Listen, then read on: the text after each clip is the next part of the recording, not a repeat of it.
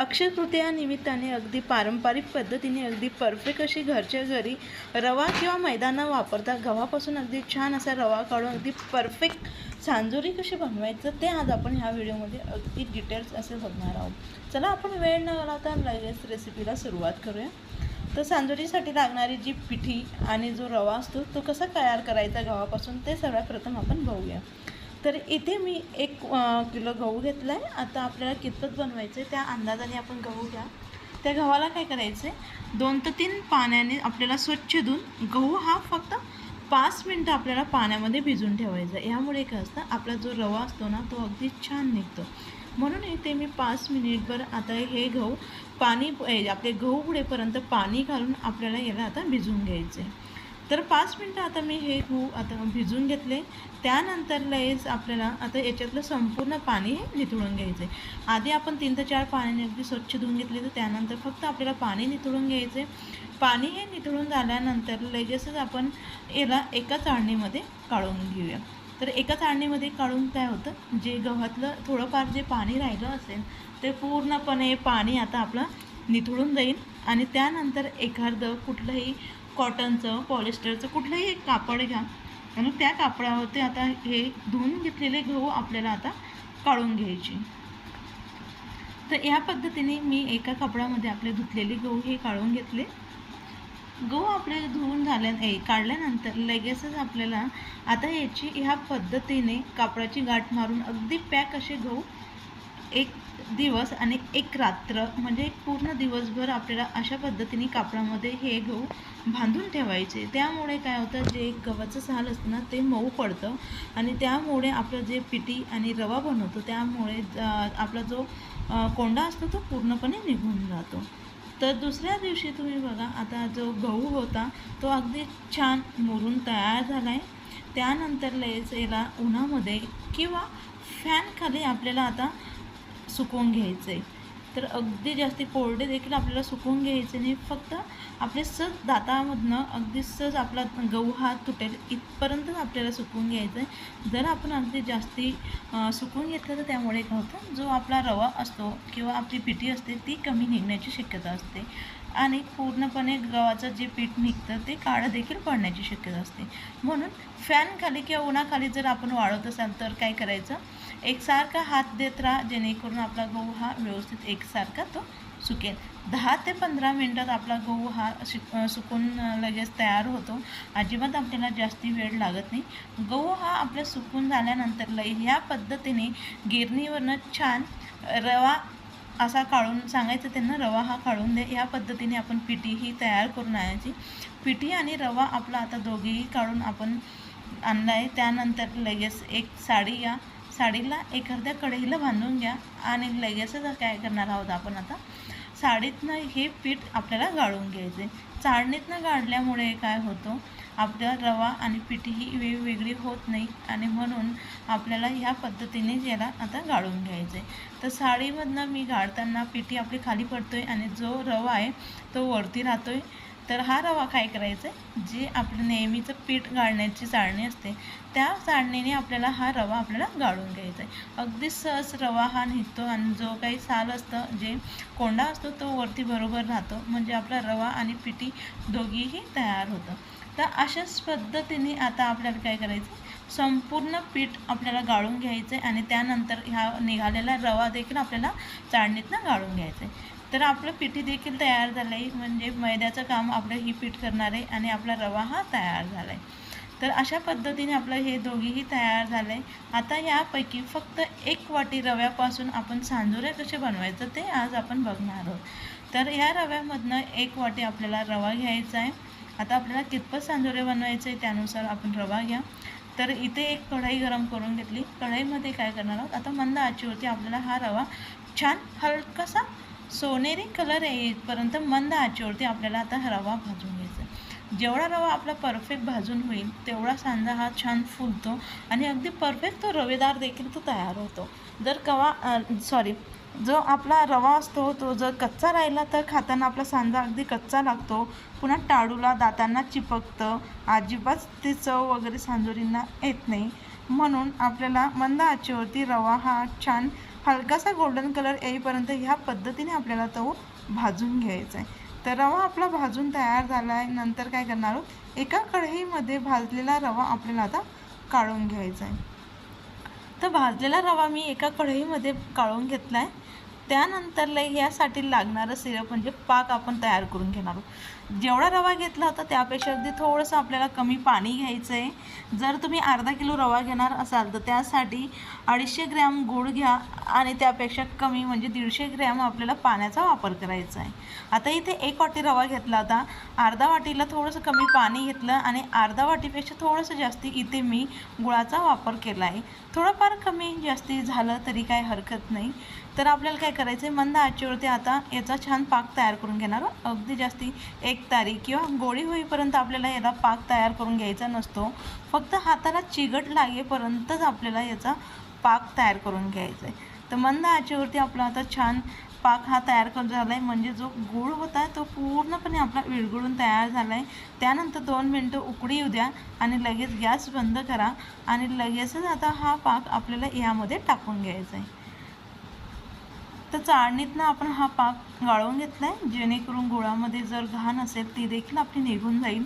तर याला व्यवस्थित मिक्स करून घेऊया.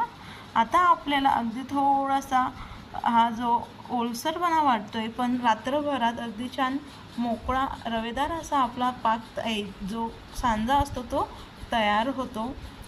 तर याला व्यवस्थित मिक्स करून घ्यायचं आहे आणि या पद्धतीने मिक्स करून झाल्यानंतर आता याला थोडं आपल्याला गार करून घ्यायचं आहे. तर लगेचच ह्यावरती एखादं झाकण वगैरे ठेवून घेऊ नका, त्यामुळे काय होईल, याला घाम सुटेल आणि पुन्हा आणखी खराब होण्याची शक्यता असते. पुन्हा आणखी जो आपला सांजा असतो तो थोडासा ओलसर देखील होण्याची भीती असते. म्हणून त्याला गार होऊ द्या आणि त्यानंतर यावरती झाकण ठेवा आणि रात्रभर आपल्याला असंच राहू द्यायचं आहे. तर दुसऱ्या दिवशी तुम्ही बघा, जो आपला सांजा होता तो अगदी छान रवेदार असा तो तयार झाला आहे. जास्ती देखील आपल्याला रवेदार असा तयार करायचा नाही आहे. त्यानंतर यामध्ये आवडीनुसार ड्रायफ्रूट्स टाकून घेऊ शकता.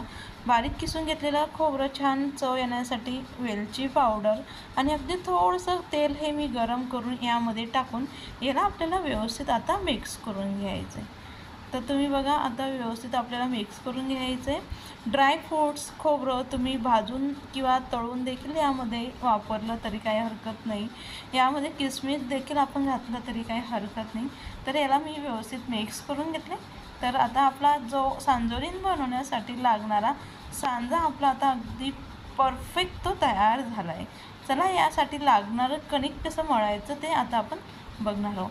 पारी बनवण्यासाठी लागणारं कणिक जेवढा आपण सांजा घेतला होता, रवा, तेवढंच आपल्याला आता यामध्ये पीठ हे घ्यायचं आहे. 1 वाटी इथे मी पीठ घेतलं आहे. पिठामध्ये अगदी नॉर्मल आपल्याला मीठ घालायचं आहे, यापेक्षा काहीच टाकायचं नाही. तर याला व्यवस्थित मिक्स करून घेऊया. मिक्स करून झाल्यानंतर अगदी थोडं पाणी घालत छान आपल्याला याची मऊसूत अशी कणिक मळायची. अगदी जास्ती देखील सैलसर कणिक मळून घेऊ नका, का पारी लाटताना थोडा त्रास होतो. म्हणून अगदी थोडं पाणी घालत आता छान आपल्याला आता याची कणिक ही मळून घ्यायची. तर तुम्ही बघा, अगदी थोडं मी पाणी हे घालते आणि ह्या पद्धतीने आपल्याला आता याची छान कणिक ही मळून घ्यायचं.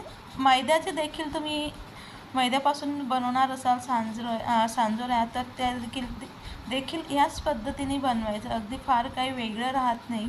तर इथे आज आपण अगदी पूर्णपणे हेल्दी आणि पारंपरिक पद्धतीने आज आपण ही सांजोरी ही बनवत आहोत. तर लगेच सांजोरी लहान मोठी आपल्याला कशी हवे त्यानुसार पिठाचा गोळा घ्या आणि त्याची पोळी आपल्याला लाटून घ्यायची. पोळी अगदी जास्ती जाडही नाही लाटायची आणि अगदी जास्ती बारीक देखील नाही लाटायची. आपल्याला जर बारीक लाटली तर सांजोरी तळताना फाटण्याची भीती असते. म्हणून आणि जास्ती जाड आपण ही पारी तयार केली तर त्यामुळे काय होतं, आपले जे सांजोरी असते ना तिला तळा देखील मऊ पडण्याची देखील भीती असते. म्हणून अगदी जास्ती जाडही नाही आणि जास्ती बारीकही नाही. या पद्धतीने आपण आता याची पारी लाटून घेतली. उरलेल्याचे पिठाचे देखील आपण याच पद्धतीने 4 ते 5 आता आपल्याला हे पोळ्या हे तयार करून घ्यायचं आहे. सर्वप्रथम आमच्या इथे सांजोऱ्या बनवताना म्हणजे कुठलंही शुभ काम करताना नेहमी गणपती हा सांजोरीचा बनवला जातो. तो सर्वात आधी मी बनवते. तर काय केलं आहे इथे, सर्वात आधी सांजा भरून घ्यायचा आहे मध्यभागी आणि सर्वात आधी एक अशा पद्धतीने आपल्याला फोल्ड करून घ्यायचं आहे. अगदी थोडं थोडं दूध लावत आपल्याला या पद्धतीने चौकोन आपल्याला तयार करून घ्यायचं आहे. तर बघा अगदी छान असा आपला हे गणपती आपला तयार झाला आहे. अशाच पद्धतीने हा गणपती आपल्याला तयार करून घ्यायचा आहे. त्यानंतर आपल्याला आता लगेचच सांजोरी आपण बनवून घेणार आहोत. सांजोरी बनवण्यासाठी एक मोठी पारी घ्या आणि त्यामध्ये आपल्याला सांजा किती हवा आहे त्यानुसार आपल्याला यामध्ये सांजा हा भरून घ्यायचा आहे. आणि त्यानंतर लगेच आजूबाजूला ह्या पद्धतीने अगदी थोडं सांजेच्या लांब आपल्याला गोल आकाराने दूध हे लावून घ्यायचं आहे. दुधाच्या जागेवरती आपण पाण्याचा देखील वापर केला ना तरी काही हरकत नाही. आणि दुसरी पारी लगेच यावरती झाकून हलक्या हाताने चारही साईडने आपल्याला व्यवस्थित पॅक हे करून घ्यायचं आहे. तर व्यवस्थित पॅक करून घेतले आणि जे एक्स्ट्राचं पीठ आहे ते आता पारी आहे जी पोळी एक्स्ट्राची ती आपल्याला काढून घ्यायची. तर अगदी परफेक्ट गोल आकार येण्यासाठी आपल्याला एखाद्या वस्तूच्या सहाय्याने या पद्धतीने आपल्याला गोल आकार हा देऊन घ्यायचा आहे.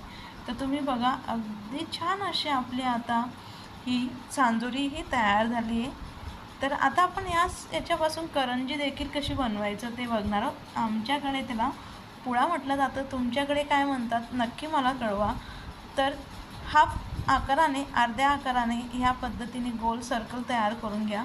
त्याला लगेच आपल्याला दूध हे लावून घ्यायचे आणि लगेचच ह्या पद्धतीने पारी आपल्याला झाकून आता या पद्धतीने लगेचच आपल्याला आता हळूवार व्यवस्थित आकार हा देऊन घ्यायचा. तर आपली ही देखील हाफ सर्कलची सांजोरी ही तयार झाली आहे. त्यानंतर लगेचच याला देखील आपल्याला एका प्लेटमध्ये काढून आणि लगेच ही कोरडं अजिबात होऊ द्यायचं नाही म्हणून एखादा कॉटनचा रुमाल लगेच आपल्याला झाकून घ्यायचं आहे. संपूर्ण सांजोरी आता आपली लाटून तयार झालं आहे. त्यानंतर मग आपण आता साईडला तेल हे तळून घेणार आहोत. तेल गरम करून घेतले. त्यानंतर एक एक सांजोरी घालत मंद आचेवरती छान आपल्याला हलकासा गोल्डन कलर येईपर्यंत आपल्याला आता ही सांजोरी तळून घ्यायची. फुल आचेवरती किंवा अगदी गरम तेलामध्ये आपल्याला सांजोरी ही तळून घ्यायची नाही. त्यामुळे सांजोरी लवकर वरून तळली जाते. ती लगेच कसं होतं कुरकुरीतपणा तिला येत नाही आणि ती मऊ पडण्याची शक्यता असते. लगेच काढून घेऊया. लगेच काय करणार आहोत दुसऱ्या साईडला याला एखाद्या प्लेटमध्ये किंवा जास्ती तेलकट वाटत असेल तर एखाद्या याच्यामध्ये देखील आपण काढली ना जी आपली जाळीदार वस्तू असेल त्यामुळे काय होतं सांजोरी लवकर गार होते आणि मऊ देखील ती पडत नाही. तर सर्वात प्रथम मी आता काय केलं आहे एका प्लेटमध्ये काढले आणि नंतरून लगेच आपल्याला एखाद्या जाळीच्या याच्यात काढून घ्यायचे जेणेकरून हालून देखील त्याला हवा लागेल आणि आपली सांजोरी ही मऊ होणार नाही. अशाच पद्धतीने मी संपूर्ण सांजोऱ्या ह्या तळून घेतल्या. जेवढी दिसायला सुंदर दिसते तेवढी अगदी छान अशी आपली सांजोरी आपली तयार झाली. रेसिपी आवडली असेल तर नक्की व्हिडिओला लाईक करा, शेअर करा, कमेंट करा आणि चॅनलला सबस्क्राईब करायला विसरू